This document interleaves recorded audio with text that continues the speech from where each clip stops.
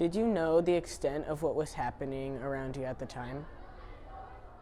It was impossible not to know what was happening. This was the only thing that everybody talked. And even I was 3 years old when we went into the ghetto, and 5 when we got out. Uh, and so adults would talk around me, assuming I wasn't hearing things. Uh, but it, I knew exactly what was happening. But I was never scared because my parents were there. And that's one of the magical things that we don't realize, that children sort of give their parents magical powers. And as long as they're there to handle things, you feel safe. I could hear the fear in everybody's voices and their concern. And what made it even more real was there was a railroad track going from Warsaw to Treblinka, which is one of the death camps, which passed by on the side of the ghetto.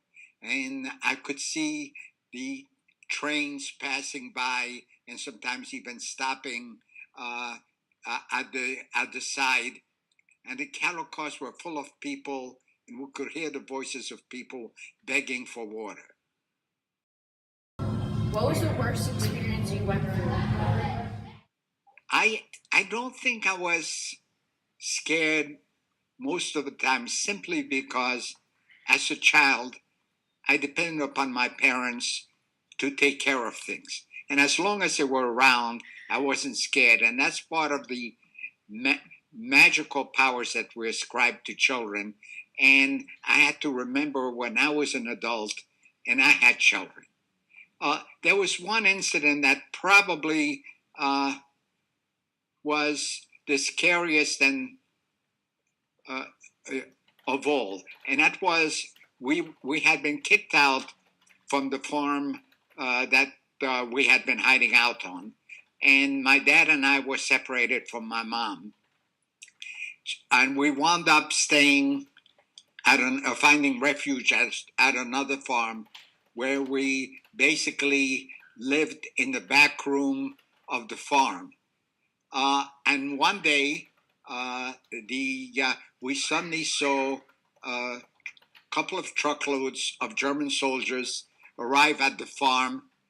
The soldiers running out of the truck and beginning a search of the house.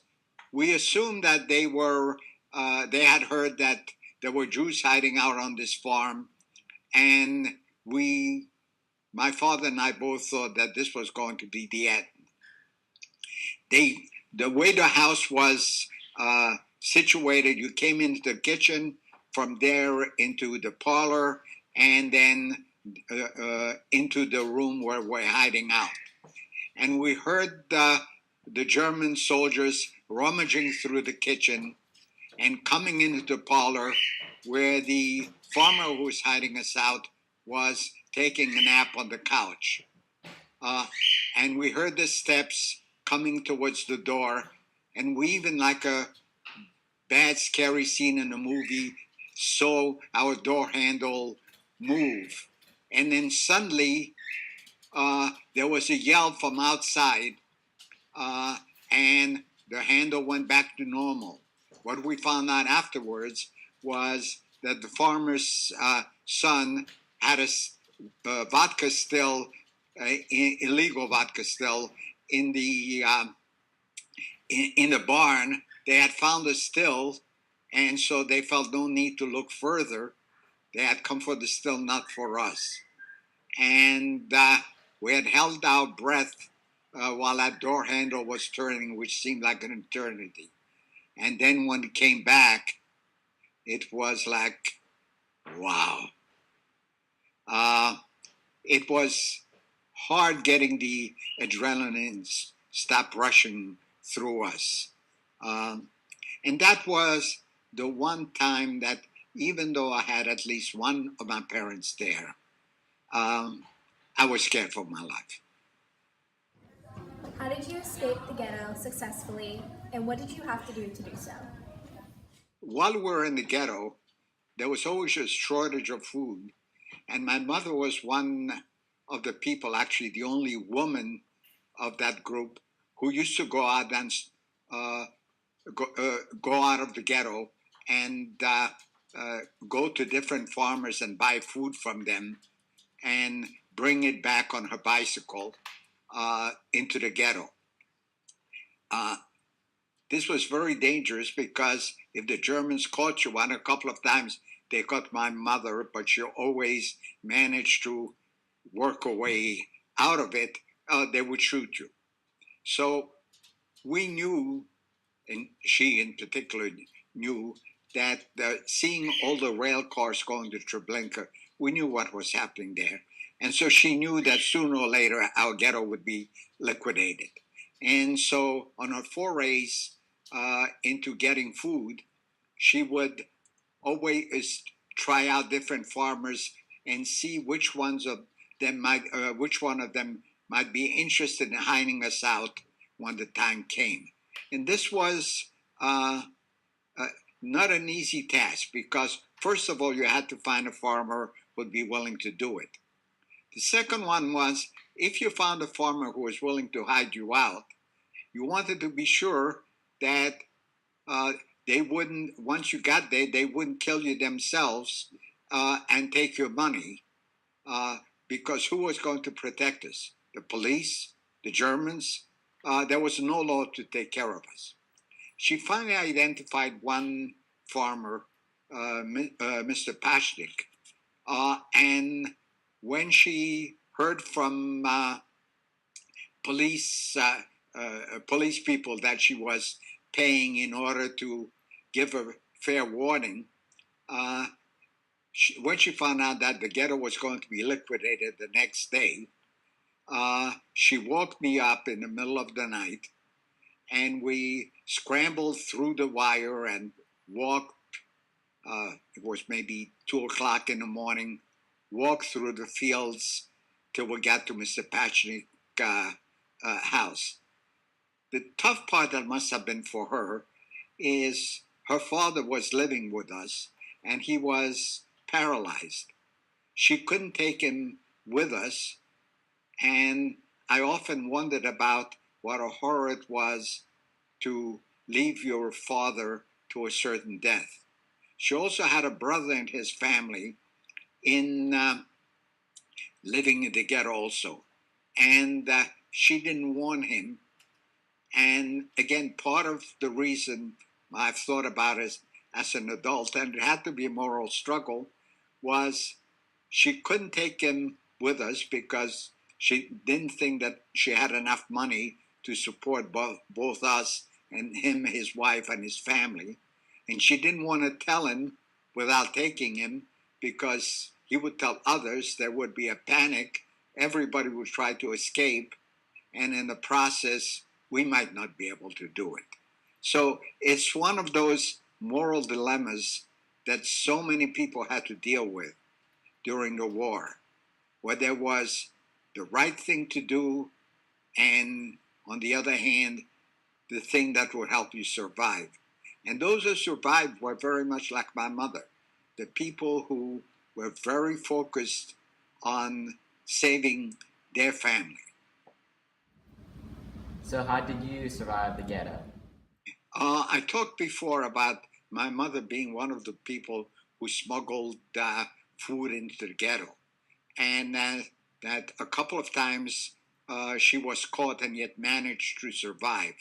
Actually, there were a number of times that she was able to wriggle out of it because she is just had immense ability to think on her feet and do whatever it was, say whatever it was in order to survive.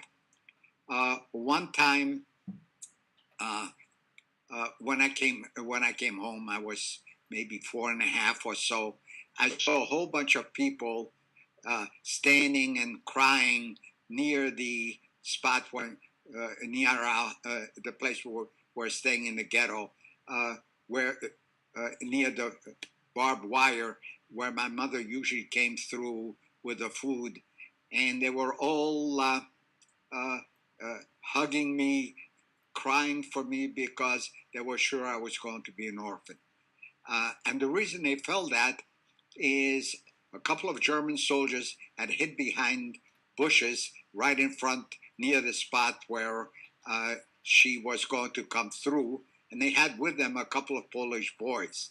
Now, the reason they had the Polish boys is because they didn't know who were Jews in this town and who were Poles. So all they needed from the Polish boys, if they saw a Jew coming, to point and yell, Jude, Jew. And we saw my mother coming out of the woods with a bicycle, pushing a bicycle in which she had a 200-pound sack of wheat. And as she came closer and closer, the Germans and the boys jumped out behind the bushes. Now, anybody else would have panicked and started running, and the Germans would have shot her. But my mother thought very quickly, as she was wont to do, and realized that she had an enormous tactical advantage. She could speak both German and Polish. The Germans could only speak German, and the Polish kids could only speak Polish. And so she yelled out to the boys, "Boys, don't tell them who I am."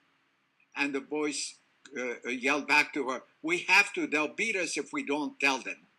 And so then, very indignantly, she yelled to the Germans, "Why do you allow these filthy Polish swine to call you names and say terrible things about you?" And so the Germans, and she said that in German, so the Germans started beating the boys who ran away. Once they ran away, my mother very calmly continued walking towards them and said, "Gentlemen, I'm visiting my aunt in this nearby town, and I went to get some food for the pigs, and I think I've gotten lost." And the German said, "Of course you got lost. Didn't you know this is where the ghetto is?" She said, "No, I'm visiting. I don't know. Is that what the filthy Jews are?" And they said, "Yes." Oh, she says, "This is terrible. Could you possibly give me directions to the small town where my aunt lives?" And so they did, and she thanked them and went on her way, hid in the woods till it came nighttime and the Germans went away. And then she came in feeling very proud of herself. And so that is how I didn't become an orphan. What was your daily routine while you were down in the root cellar? There was no procedural timing. It was every day was pretty much the same. The Pashniks would bring us bread or potatoes in the morning or at mealtime, and we would eat it and then just sit around. In the evening, sometimes when it was late, we're able to come out of the cellar and be in the kitchen, or even sometimes go outside. But most of the day, pretty much, and at night, we would be in the cellar. How did you entertain yourself in the 2.5 years in the root cellar? Well, entertainment isn't really the proper term. My parents taught me how to read, and and my dad taught me some simple math, and they would, and so there were a few books, very few books in the house. The only books that they had in the house were those of the great Polish writer Sienkiewicz, whose only internationally famous book is Quo Vadis. But they also had his other 6-volume epic of war between the Tartars and the Poles in the Middle Ages. And that was called With Fire and Sword. It's sort of a Game of Thrones in medieval times. It was brutal, it was bloody, and no 5, 6 year old should ever have to read this, but this was all there was. And so I kept reading and rereading it. And occasionally my mother, who would also make forays outside from there and would be able to get me a book or convince the Pashniks to get a book out of the library, and I would I would sort of parcel it out, one 5, 6 pages at a time, so it would last. And the other time is actually has some long-term advantages. I spend an awful lot of time escaping mentally from the cellar by imagining situations, how it would be after the war, how I would be out there fighting the Germans. So probably, or living out more intricate adventures that were reminiscent of things that I'd read in the book. Now, the big advantage of that is it gave me two enormous strengths, which were very helpful in later life. I have a tremendous imagination. I can go into my head very easily, and it helped me a lot on my job as a scientist, trying to imagine those things that I couldn't see, which is basically what the molecules were doing. I could imagine what they were doing. And the other one is I don't need a lot of external stimulation. I can entertain myself wherever I am, whenever I choose to, by just going to my head and being in a wonderful world of my own making. Were there any big or small things that helped you get through these times?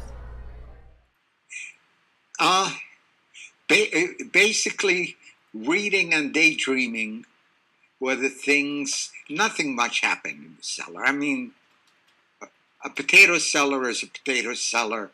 You can smell the potatoes rotting slowly, but nothing happens. And so you have to learn to fall back on your own resources. And reading and imagining things was the thing I did most of the time.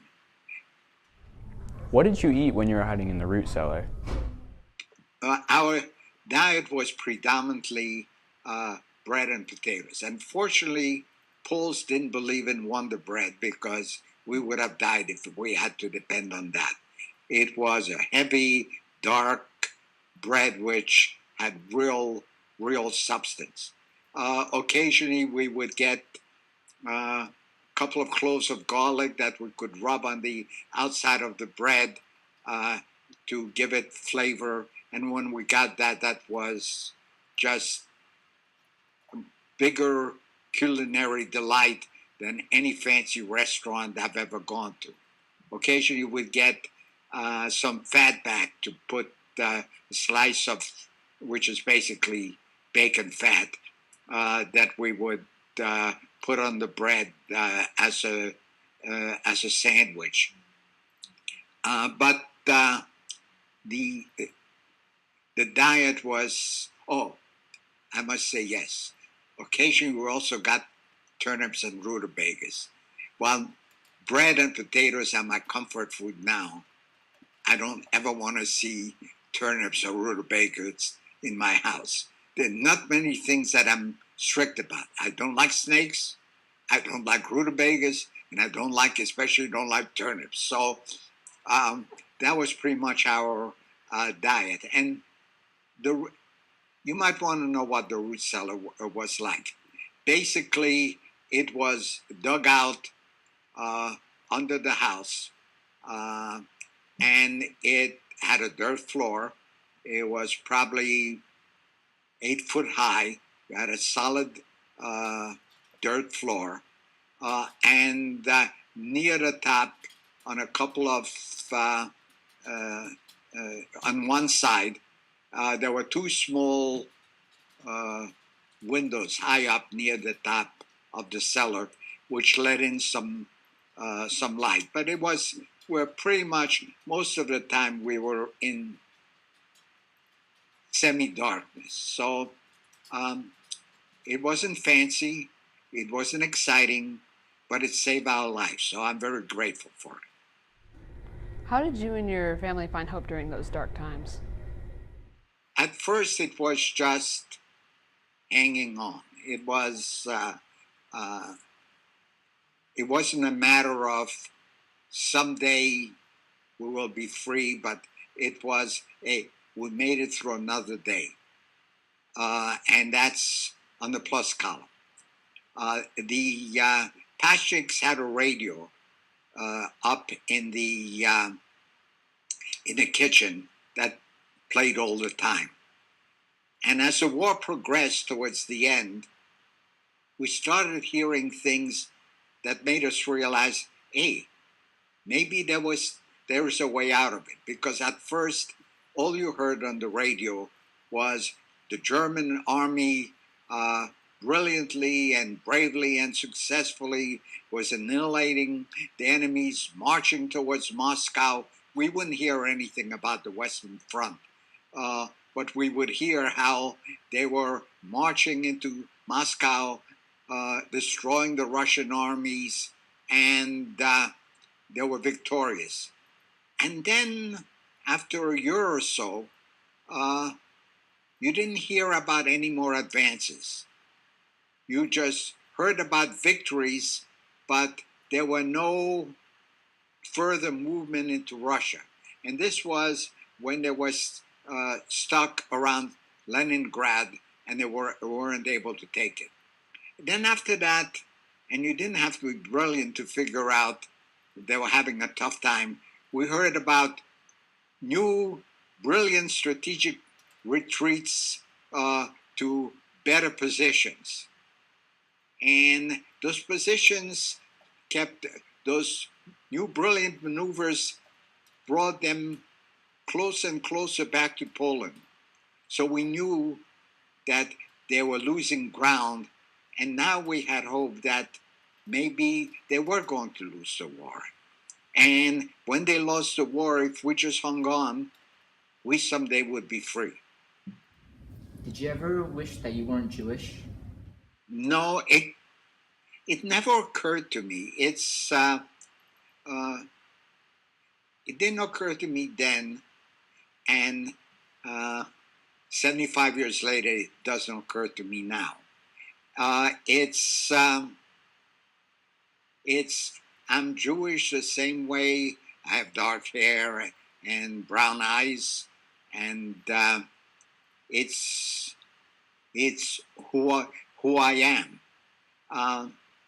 So, no, I didn't want to not be Jewish. And later on, I thought about it, and it became a matter of not being a traitor.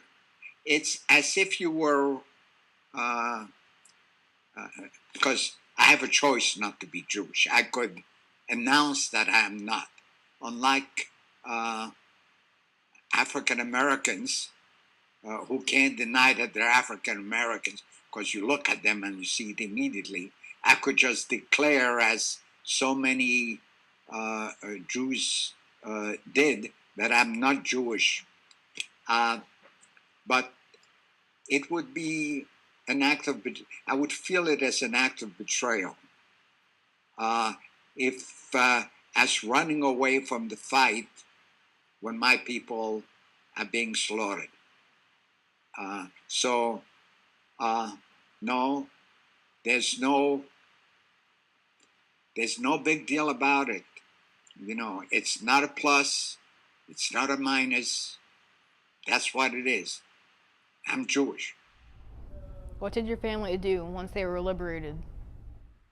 When we were liberated by the Russians, we were about 60 or so miles from Volomyn. And the obvious thing for us to do was to try to get back to Volomyn, where my parents owned a house and a store.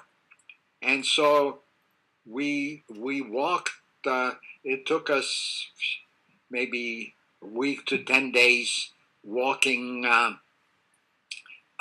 walking to Volomyn, stopping along the way at Russian soldier encampments, and they were kind enough to feed us again the famous bread and potatoes, which is what they survived in also, and hot tea. And when we arrived in Volomyn, we were met with an awful lot of resentment because the house we had owned was now occupied by somebody who saw it as their house. The store my parents had owned was owned by that same person, and from where they were viewing, we were now the intruders on what was rightfully theirs. But the Russians, the Russian command in town told them they had to let us back in. Now, we stayed there for maybe 2, 3 months, during which time my mother started wheeling and dealing because we had no money left and nothing to live on, and so we had to earn some money to support ourselves. But we finally left the town because the people in town organized a pogrom. A pogrom is a lynching party for Jews, which had been happening in Poland and Russia for years, for centuries.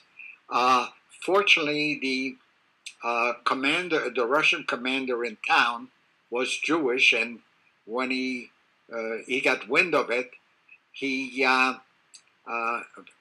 let us sleep in the Russian army barracks with a guard over us, and we knew we couldn't stay in town, so we got on an army truck and moved on to Warsaw. What did your parents sell on the black market to make money? When we were liberated, the war was still going on, and everything was chaotic. There would be shortages of goods in one place and a surplus of it in other places. There was no working economy and working market, and so my parents would be involved in things from they would have people bring in things like yeast or medicines that might be in short supply in one part of the country, and they would sell it not through pharmacies but on the black market to small distributors, or it was foreign currency. Nobody had trust in the local Polish currency, so everybody wanted to be able to convert money into either gold or American dollars or British pounds, and because the banks weren't operating properly, my parents would be dealing in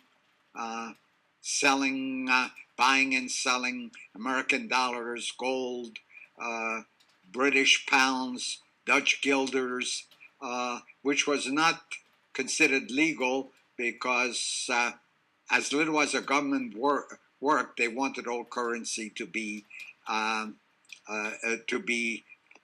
negotiated through the few existing banks. Did you know that your parents worked in the black market? If so, how did you see them under that context? I knew my parents were in selling stuff on the black market. In fact, many a time I was a courier. They would put a ton of money, 100,000 or 200 or $300,000 in a book bag that I would carry because to whoever was their customer, and bring back the Polish money or vice versa, because they assumed nobody would try to stop an 8-year-old kid. Now, so I had no problem with my parents doing it, and neither did they. The question that you're asking is really from the point of view of living in a stable society where the law protects you, and therefore you obey it. It's an agreement between you and the government and the law that they will protect you and you will behave like a honorable person. Those of us who had survived, including my parents, had survived in an environment where nobody protected us. The Germans were killing us without any punishment. Many of the Poles who were very anti-Semitic, even the Polish underground, when they found Jews, very often killed us. We felt that the law had abandoned us. And so suddenly everybody was saying, okay, now it's all over. We're going to forget about the past. Yeah, you got screwed, but now you've got to behave as if nothing ever happened and we're back at ground zero. You can't do that to people and expect them to go back to ground zero and say, okay, now I'm going to behave as if everything is handy dandy. People don't do that. We have memories. So I had no problem with my parents being in a black market. Everything they had been stolen from them by society. And so to expect them to now listen to society, which had abandoned them, would have been ridiculous. So context is everything. How did you feel when your parents dropped you off at the orphanage? My parents put me in a number of orphanages, actually 3, during the years after the war. And there was a reason each time. The first one was when we were liberated, they tried sending me to school, and the 2 tries they had at sending me to school, I got beat up each time mercilessly because the Polish kids beat me up because I was Jewish. I didn't have to do anything, just show up. And so it became clear to my parents that I wouldn't be able to be around kids and or have an education in a normal Polish school. And so after a while, they decided that, and they didn't think that it was a good thing for a kid just hanging out with nothing but adults, because after the war, there were very few Jewish kids who had survived. All their friends didn't have any children.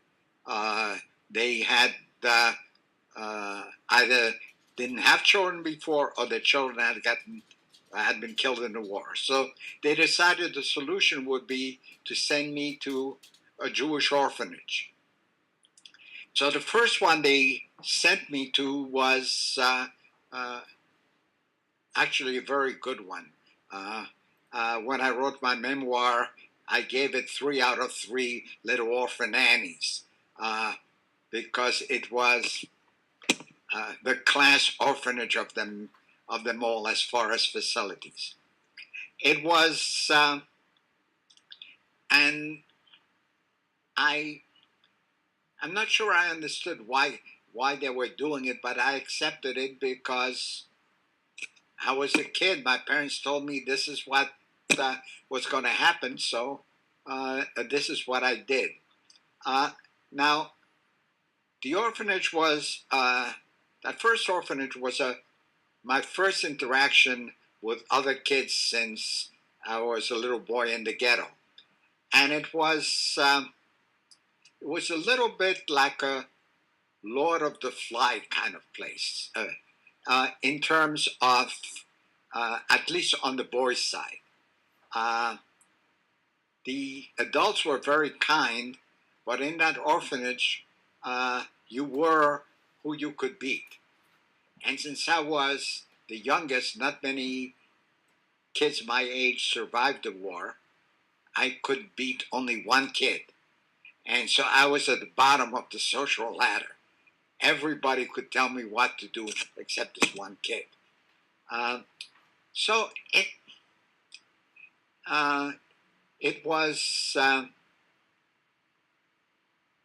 a strange experience. I was glad to be with other kids, but on the other hand, I was not used to being pushed around. And also, as the only non-orphan there was a fair amount of resentment towards me. But over time, it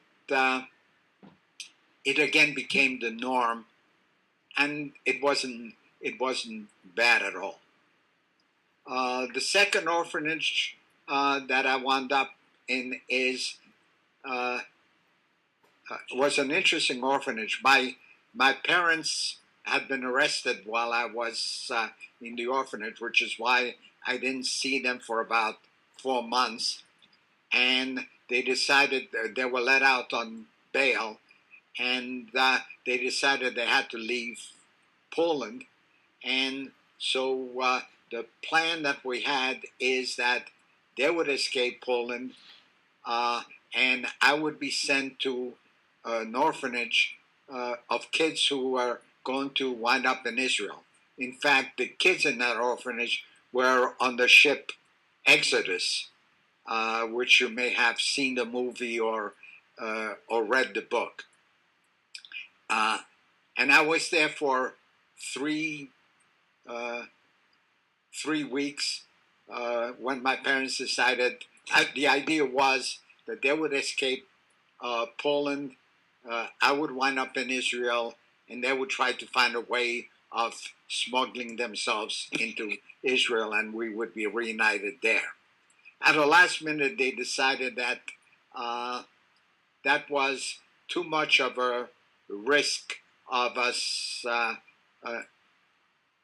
possibly being separate forever. So they pulled me out of that, and we escaped together out of Poland to on false papers to Czechoslovakia, and from Czechoslovakia on a new set of false papers to Paris.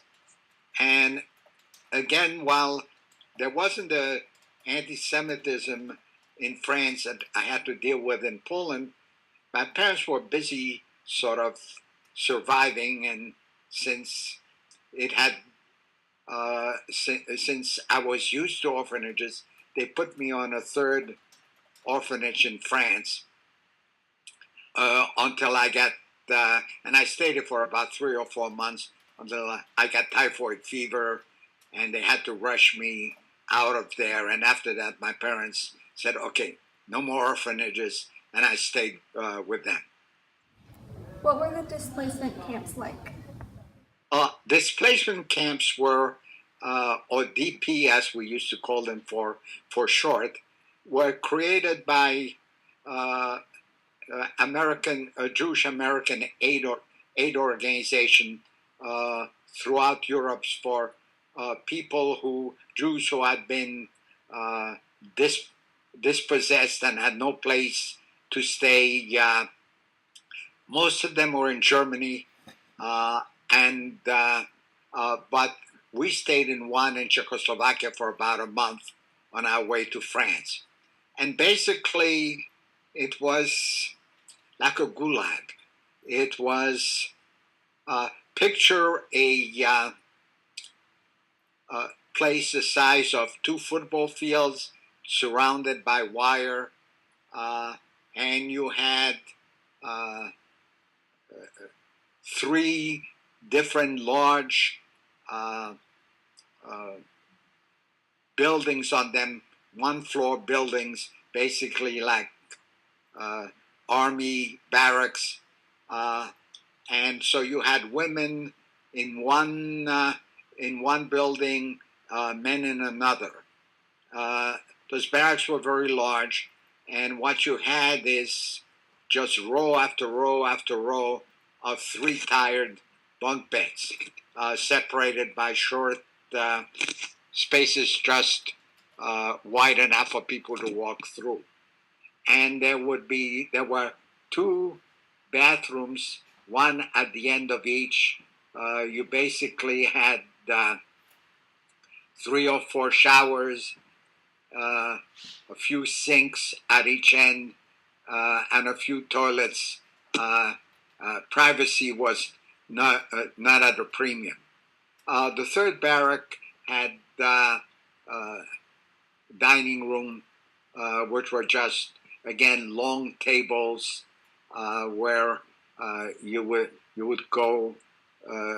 You would sit after getting food by standing in line, and also health very sparse medical health facilities. It was a place where there was nothing to do, but again, we were used to that. After the cellar, it seemed rather spacious. It wasn't a place you wanted to stay for long periods of time, and but it was better than being homeless. And I must say, we're very happy when we finally got fake papers to leave Prague in Czechoslovakia and go to Paris. Were you very eager to learn and have a lot of knowledge? Context is everything. I was poor most of my early life. And when I came to the United States, and my dad had a very hard time getting a job and supporting us, I became very conscious that being able to earn a living is important. And I figured out that my best chance of being able to have a good job and not worry all the time like my dad did about whether I could get or keep one was through education, and that I had to learn things. So, unlike my dad, I would be valuable to an employer because I had something that nobody else had. I was fortunate that we landed, of all places, in New York, where if you got good enough grades in high school, you could get a free education at the City College of New York, and that got me started. As it did an awful lot of other kids from poor families who got their foot up the ladder by being able to get a free education. Colin Powell was one of my classmates, and I look at how much it costs to go to college now and how difficult it is if you don't come from a family which has enough money to help you pay for college, how difficult it is to climb up the ladder in the United States. How did you overcome and survive through the tough times and adapt to the several name changes? You know what it is? It is basically a situation where the way to get across the mountains is you put one foot in front of the other. And this is how I dealt with it. I didn't know anything else. I wasn't given options. I had to adapt, not because I particularly wanted to. I didn't even think about it. This is what I had to deal with. I got to pick, other than my original names, because I learned the language first before my parents, I picked the later names. My parents called me Moshe after my father's dad, a rather formidable person. And Nietek became my name because during the war, while we were hiding out, we had fake papers, and I had to have a Polish name, and my Polish name was Mieczysław Kasprzak, and you don't know how many consonants there are in that, but there are many, many, and Nietek is short for Mieczysław. When we came to the United States, when we came to France, I decided to stay with the M motif, and Maurice is a very common French name, and so I picked that. When I came to the United States, I realized that Maurice was not didn't provide you with a very tough image, and 15-year-olds, especially in new environment, want to be tough. So instead of picking the more appropriately Jewish version of Maurice, which would be Morris, I picked it's Irish Michael, which, because Mike was tough, and Mike Hammer at the time was a famous detective in a series of hard-boiled books in the United States. So it's just like to me, it was always, hey, I gotta wear a different pair of clothing. You know, this jacket is worn out. I better put on a new one. This name doesn't work here. I better pick a new one. How many languages did you speak, and how did you learn these new languages as your family moved around? One of the advantages of being a kid is when you come into a new country and you interact with other people, you just pick it up. It's and again, you have no choice. You got to learn the language. So I did. At one time, I spoke Polish, Yiddish, French, English, and enough German to fair amount of German. At this stage of the game, the two languages that I really speak well are English and French, although I can make myself understood if I have to when I travel in German and Spanish also. But I still speak enough Polish that if I had to, I could have a simple conversation. But at this stage of the game, French and English are the two languages that I speak well. Why did you decide to study chemistry? That is an interesting but semi-complex story, and has nothing to do with pursuing my passion, which I'm now pursuing by writing. From my parents' point of view, if you were going to get an education, the only desirable job would to be a doctor. Growing up in small Polish towns, the only professionals they knew were doctors and lawyers. And over the years in France, they also learned that there were such things as accountants. Now, so from their point of view, becoming a doctor was what I ought to be, and they always reminded me that I wasn't a real doctor. I had no intention of being a doctor, both because my parents wanted it, which as a perverse teenager, of course, I didn't want, but also because I passed out at the sight of blood. Not a good thing to get through medical school. So that was clearly unacceptable. Then particularly want to be a lawyer and an accountant. For somebody like me who thinks plus or minus $1,000 is close enough, is not. I'm not a precise person, so it wouldn't have worked. I I knew nothing about engineering, but to a 16-year-old, it sounded terribly manly, and that I thought would be what a 16. This is what a 16-year-old boy, anyway, at least in 1951, wanted. So when I went to college, I decided to become an engineering student, and I picked chemical engineering. I might as well have just thrown a dart at the wall by simple accident. And it became clear to me after 2 years that I was no more equipped to be an engineering student than I was to be an accountant.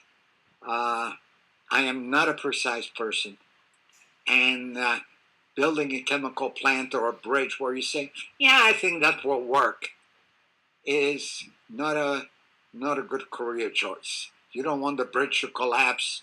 You don't want the plant to explode. And I knew that that was very likely if I pursued it.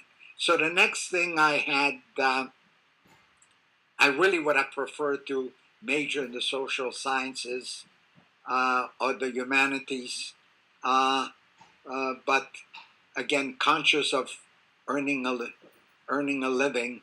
The next thing, I had a lot of chemistry classes, so I decided it wasn't particularly. I wasn't passionate about it, but it was better than engineering, and so I majored in chemistry. And once I finished with a bachelor's degree, I knew that all I would do is clean test tubes if all I had a bachelor's degree.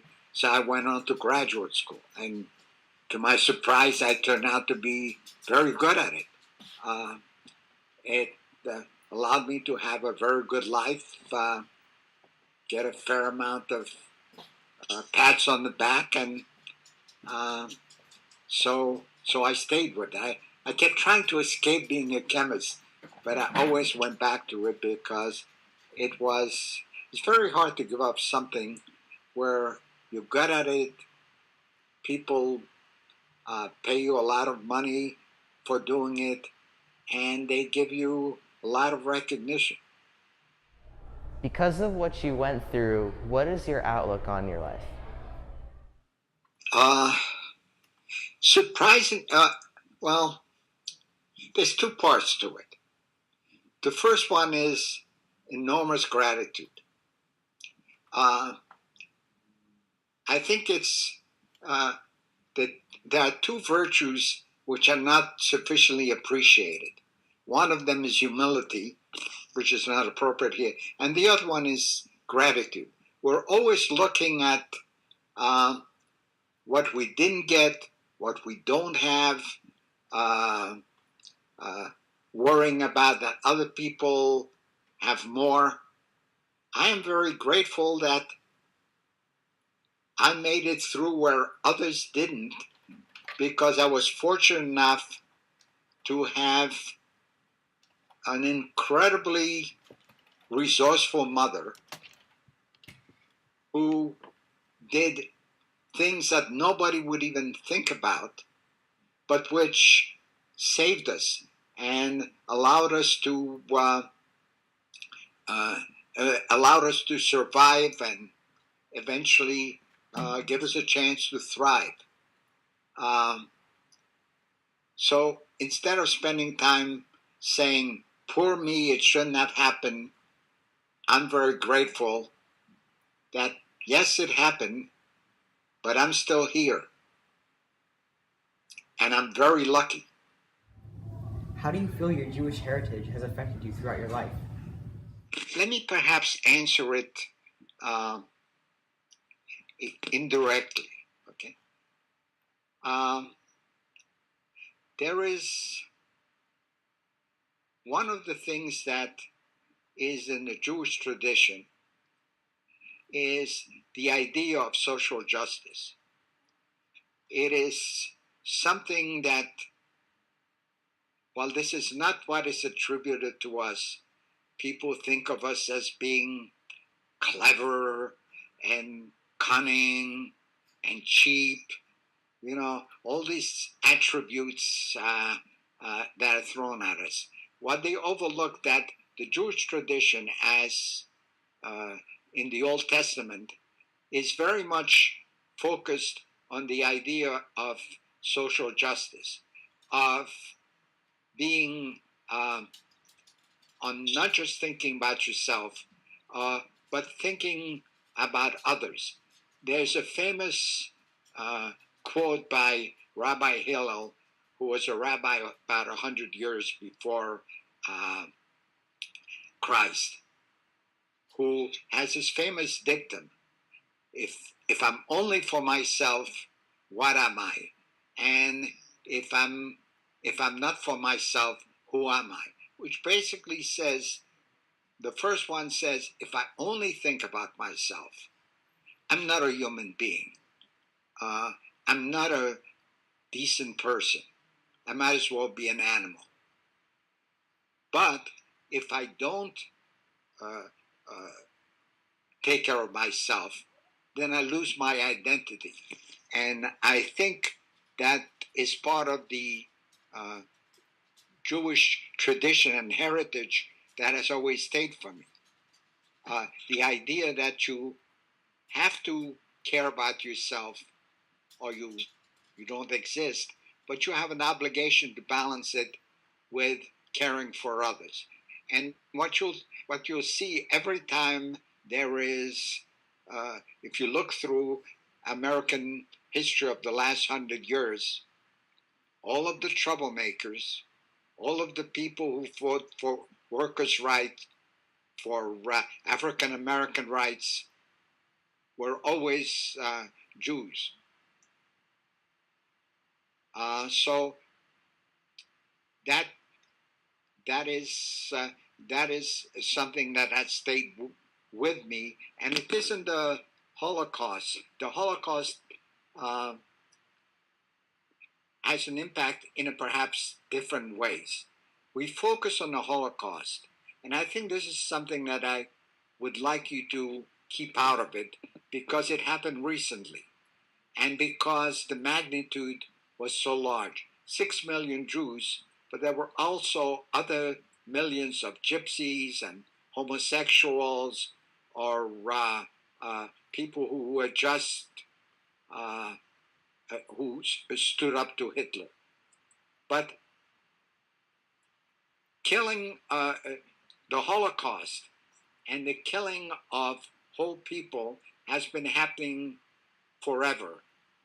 And just even in the last 100 years, you have the Turks killing 1.5 million Armenians.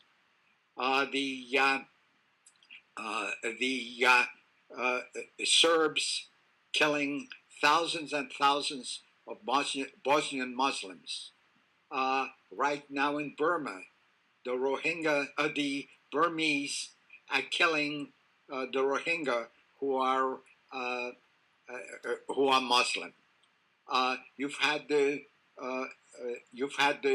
Hutu in Rwanda killing 600,000 to 800,000 Tutsis, and so I hope that you get out of it that just focusing on the Holocaust, it's only a piece of the whole picture. And what always happens with situations like the Holocaust and with all the others I mentioned is, first you demonize the people, and then that gives you the rationale for killing them. So whenever pay attention to what happens to you through life. When you see a government demonizing a group, not individuals who may have done wrong, but a group as a whole, saying there's something wrong with these people, be aware that this is just a preparation, the first step to doing them ill. And it's important to not just listen to propaganda, but to keep a moral compass, because this will happen in your lifetime again and again. And if you want to be a human being, you can't allow yourself to accept any group of people being demonized. This is what the Germans did to us. This is what the Hutus in Rwanda did to the Tutsis. This is what the Burmese are doing to the Rohingya. This is what the Christians, Catholic Christians, did to the Hussites in Czechoslovakia, who were reading the Bible wrong from their point of view, and therefore they were evil. It was okay to kill 200,000 of them. This has been happening through centuries. So think about it on a broader scale. As a parent, how did you feel about the safety of your children? I live now in a benign environment. For the being a Jew in the United States, even though anti-Semitism is real, it's a pretty safe environment. And when my children were younger, I would think about it, but I would say, nah, it's not going to happen here. Okay, and if it does, I would think, I hope I'm as cunning as my mom was, and I'm able to save it. I don't know if I can. Nobody could be as clever as my mom was. She was really something else. But when I thought about it, I would say, I hope I'm as good at this as she is. She was. Does the Holocaust still haunt you today, or have you moved on? I don't know if I've moved on. Probably I've repressed an awful lot. So consciously, I'm not, I